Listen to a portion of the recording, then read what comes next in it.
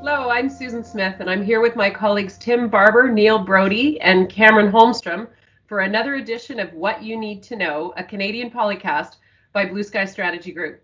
How's everybody doing today? We're 1 year into the COVID. I still don't get to hang out with you in the office. We're still on Zoom. Everybody hanging in? Yes. Yeah. The sun's out. Snow's melting. All's good. I see green grass again. That makes me feel better. You're way down in southern Ontario and Brockville, Cameron. I'm glad to know that. Let's talk. Well, when there's green grass, it usually means it's March or spring, and that means budget talk in Ottawa. The federal government this week ruled out a March budget. As of today, it has been 725 days since the last one was tabled. Neil, what do you think about this decision to punt a budget in the month of March? Do you think we're actually going to see one this spring? Well, let's take a look at a couple of the current economic indicators out there. House values are skyrocketing in most parts of this country. Even in sleepy Ottawa, house prices are up quite a bit over the last year. And Tim keeps telling me the Toronto Stock Exchange is at record highs. So if this is the result of no budgets for over 2 years, maybe this is a good track to keep on. But of course, all of this good economic news is fueled by, the over $200 billion of federal spending in the last year. There's this notion out there there's going to be another $100 billion worth of stimulus spending over the next 3 years. This is an unsustainable fiscal path for the country to go on. The one thing holding back further economic good news, I think, is the actual physical opening of the economy.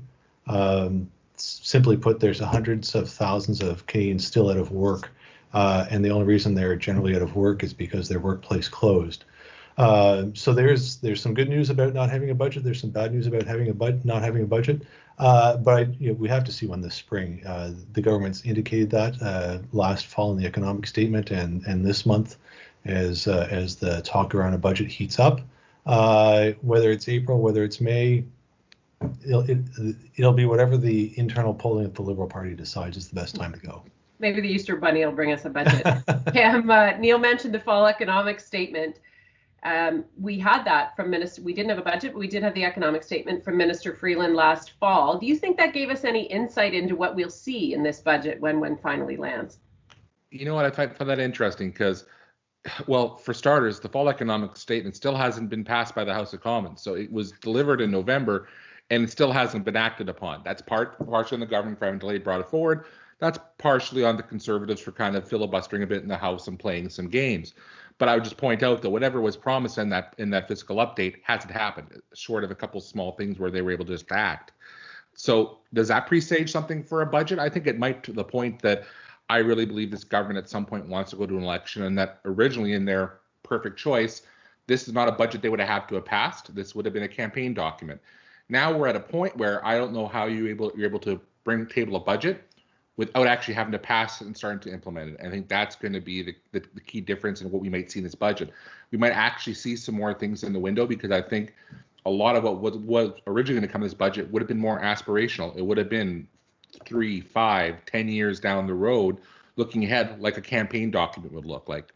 So I think at this point, we're still in this odd place where, yes, where things are getting better, vaccines are coming, people are getting their shots in the arm, but we're still not out of the woods yet. I know there were big unemployment numbers, new employment numbers out today. That's good for the country, but there are still millions of people who still have lost work from that time, haven't gotten it back, or are only back part time. So there's still a need to be here. It just be a matter of how far does the government actually want to act, or how much is it going to be more of a campaign document. All right, thanks, Cam. Tim, picking up on some of the things Cam has said, the pre-budget consultation report that was tabled by the House of Commons Finance Committee included some of these suggestions that the government make good on some of the commitments that it made before, and maybe even alluded to in the fall economic statement, such as national childcare or pharmacare, and while not putting the country on an unsustainable spending path. Is this actually possible to put in place any of these big programs? And maybe we should ask Neil's cat. Not yet. No, so great questions. I actually don't think anyone is going to hold them to old promises. That's my view.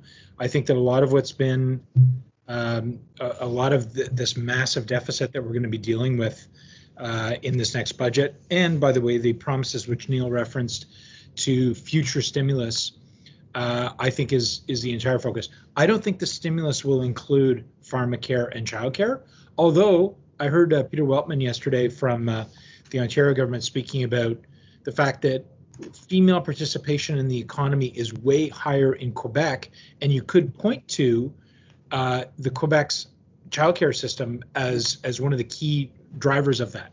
So look, I think infrastructure, climate, and again, short-term liquidity for as long as possible.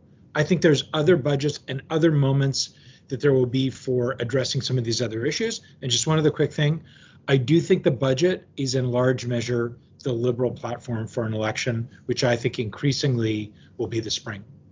Tim, yeah, do you think the budget is fully baked, given that it's not out yet? And do you think there's opportunity still for people to have an influence or an impact on what that might be in that budget? Absolutely. But, I do think that there's a speech next week, for instance, on the part of Minister McKenna at the Canadian Club of Ottawa. And I'm told that there will be a lot of reference to new financing mechanisms for infrastructure. The reality is the Harper government under the Build Canada Fund, the third model is broken. And I think that the federal government is going to be signaling that there's an opportunity for new ways of approaching finance. And she's going to try to be pushing the private sector into funding of infrastructure projects. Yeah. But hold on, but to the point of that you're trying to make, which is no, things are never baked until the last minute. I think we're, probably 4 to 6 weeks away from the budget. These are unprecedented levels of public spending and investment, and I think that it's a tabula rasa still for people to get in and make a change. Neil, did you want to comment on that in terms of people being able to have an influence or input, or what we might see? Yeah, my time in government, I was a small cog in the grand machinery of government, of the political side, and I can honestly say that until the final text goes off to the printer, which is about 2 or 3 days before the announcement of the budget, the budget is made public, changes are made. Changes are made on an hourly, sometimes more frequently basis, leading up to the budget day. If you'll notice in the printed budget, sometimes there are large chunks of blank space on pages, and that's where people have gone in and just wholly taken out parts of the budget. Shifting priorities. Or wholly placed in a new part of the budget that gets its own page because the typesetter can't make it work. To think that this is somehow made, 3 or 4 months before it's announced is not right. Right up until 3, maybe 4 days before the finance minister stands up in the House of Commons, changes are being made to the budget. And Cam, your thoughts on, is this a platform budget or not? Oh, it absolutely is a platform budget. And I think even more so in the current context, because things are still fluid. Like, as much as things are getting better, we're still not out of the pandemic, we're still in it. And we can't place a firm date as to when it's all going to be over. So that means things are still coming up, things are still happening, which means right up until that last moment, till they pull the chute for that budget to be released, there's going to be changes that are going to react to whatever happens. And I think, and to Tim's point about childcare, there have been studies done by various progressive economic think tanks for years that have shown the impact of childcare on not just workplace participation in Quebec, but also tax revenue. Because more people who are working, or more people are paying income tax and better income tax rates. So there is an argument to be made, and I think that for some of these things, I agree they won't be big promises on them, but there has to be progress on them as well. Because I think just as much as the campaign document, they're gonna have boxes they're gonna have to check to help respond to what the other parties are going to say to them come campaign time. And if they are totally silent on a topic like childcare, like climate change, like a wealth tax or whatnot, they're going to get hit on it at some point. So there may not be great moves in those directions, but there will be nods of the head into all of those things as they go. Right. Well, it's been a heck of a year that we've all lived through with COVID, and I think there's going to be some more exciting times ahead. For a quick around the horn, gents, I'm going to ask you to give me one word to describe the past year and one word to describe the next 6 months. So Tim Barber, you are on the hot seat. One word to describe the past year and one word to describe the next 6 months. One word. You can't limit. Well, one for That's each. too many. Yeah, one for each. That's fine. That's fine. Okay, Neil, you go first. Tim's going to. Well, I'm going to stretch the rules to 2 words for the past year, Damien Robitaille, and for the coming 6 months, more Damien Robitaille. Okay. All right, Tim, do you have an answer? Yeah. Incredible innovation. The fact that, and I'll explain it in a phrase. You don't get to explain. No, You just okay, get sorry. the word. Okay. And I will say incredible optimism looking forward. Okay, good. And Cam? I'm gonna break the rule too for the last year, long and short, because it's been very long, but it's also felt very short at times. And for the next 6 months, it's just that, it's optimism. You know, we haven't had a lot of optimism for the last year. I think we're actually starting to feel some, and I think the soul needs it right now. I think we all need it, and who can argue with that? Who can be unhappy about that? I like that optimistic note. I'm going to choose one word for both, and that's dynamic. It changed. It was a dynamic situation in the last year, changing constantly, and I think we're still in a world of dynamism and it changing constantly. And I definitely have had a dynamic conversation with the three of you. Another great discussion. Thanks. And thank you to the viewers for tuning in to What You Need to Know, a Canadian Polycast. Until next time, stay happy and please stay safe.